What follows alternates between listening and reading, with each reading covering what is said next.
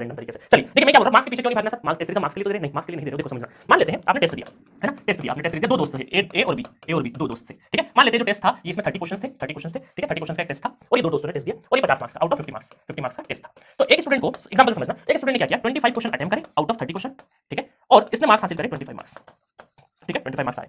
दूसरे वाले कैंडिडेट ने क्या किया, 30 क्वेश्चंस में से इसने मात्र 15 क्वेश्चन अटेम्प्ट करे और इसके 20 मार्क्स आए, 20 मार्क्स आए। तो पहली नजर में तो आपको दिखेगा सिर्फ मार्क्स पर अगर आप फोकस करोगे, सिर्फ मार्क्स पे फोकस करोगे तो 25 नंबर वाला तो ज्यादा सुपीरियर है सर, ये बहुत बढ़िया आदमी है, ये बहुत बढ़िया स्टूडेंट है, ये थोड़ा कमतर स्टूडेंट है। बट आप यकीन मानिए ये स्टूडेंट एक्चुअल गेट एग्जामिनेशन में हो सकता है इससे कम नंबर लेके आएगा। उसका कारण क्या है कि आप देखो लिस्ट देखो, इसने 10 क्वेश्चन एक्स्ट्रा अटेम्प्ट करे इसके कंपैरिजन में, एक्स्ट्रा करे।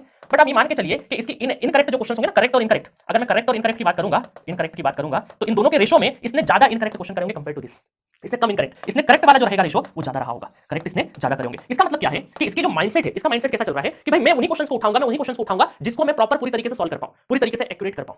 इसका माइंडसेट वैसे काम कर रहा है। इसका माइंडसेट हो रहा होगा कि ठीक है यार गलत हो कम से मार्क्स लाना है, बट एक्चुअल गेट एग्जामिनेशन में धरा जाएगा, ये ट्रैप हो जाएगा एक्चुअल गेट एग्जामिनेशन में, क्योंकि इसको अटेम्प्ट तो बहुत दिखेंगे, उस दिन तो जो अटेम्प्ट करोगे वो ग्रीन कलर का दिखता है, घर आके पता लगता है कि ग्रीन आधे रेड हो गए, है ना। तो ये क्या करेगा, इसका क्वेश्चन सिलेक्शन जो है, जो क्वेश्चन सिलेक्शन का तरीका ये गलत होते जाएगा और ये एक्चुअल गेट एग्जामिनेशन में बहुत मुंह दिखाएगा और बहुत सारे इनकरेक्ट क्वेश्चन करके आएगा।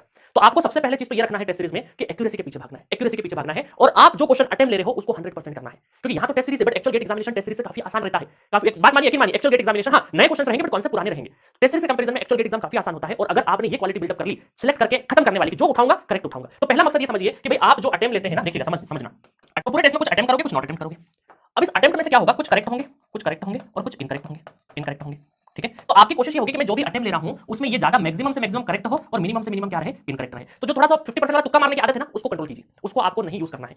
100% शॉर्ट हो तभी लगाना। कई बार हम क्या करते हैं, एनएटी टाइप वाले क्वेश्चंस में तुक्का मारने लग जाते हैं। कई बार हमें पता है आधा अधूरा क्वेश्चन आता है, आधा अधूरा हमें लग रहा है आधे क्वेश्चन आता है, एनएटी टाइप का, हम सोचते हैं नेगेटिव मार्किंग तो है नहीं इसमें, तो उसको हम अटेम्प्ट करने लगते हैं। आपको ये नहीं पता चल रहा कि मार्क्स नेगेटिव नहीं बट टाइम तो नेगेटिव, उसके पीछे जो आपने 15-20 मिनट बिगाड़ रहे हो वो तो आपका टाइम नेगेटिव हो जा रहा है ना। तो गेट एग्जामिनेशन एक्चुअल में नंबर नेगेटिव एग्जाम नहीं है, टाइम नेगेटिव एग्जाम है। उन्होंने एनएटी टाइप देके आपको उलझा लिया और आपकी एक बार आदत बन जाएगी ना कि एनएटी टाइप को 50% में भी चांस ले लेते हैं, वो आदत आपको गेट एग्जामिनेशन में बनी रहेगी। अचानक से कुछ चीजें चेंज नहीं होगी, आज से जैसा ट्रेनिंग लोगे, जैसे माइंड को ट्रेन करोगे, वही एक्चुअल गेट एग्जामिनेशन में रिफ्लेक्ट होगा। तो आपको फोकस जो आपने अटेम्प्ट की है उसमें मैक्सिमम करेक्ट करना है और मिनिमम इनकरेक्ट करना है। और आखिरी में जब टेस्ट खत्म हो जाता है, टेस्ट फिनिश हो गया, फिनिश होने के बाद आप क्या करते हैं, जो गलती करते हैं कि जो अटेम्प्ट बिल्कुल नहीं हुआ है, जो आपने हाथ भी नहीं लगाया है, उसके ऊपर ज्यादा फोकस कर देते हो आप, और ये हमें नहीं करना है, ये हमें नहीं करना। क्या बात कर रहे हो सर, जो बिल्कुल भी नहीं बना उसके ऊपर आप बोल रहे हो कि फोकस ही मत करो। हाँ बिल्कुल मत करो फोकस, क्योंकि आप यकीन मानिए कि जो अटेम्प्ट लिए है, अटेम्प्ट लेने का मतलब क्या है, भाई आपको कॉन्सेप्ट आता था, सब्जेक्ट आता था, और जो आते हुए चीज अगर आपने गलत कर दी तो वो ज्यादा आपको दुख देना चाहिए, बजाय कि जो बिल्कुल भी आपने टच नहीं किया, क्योंकि यहां आपने टाइम नहीं बिगाड़ा है। अटेम्प्ट नहीं लिया मतलब टाइम आपने नहीं बिगाड़ा है।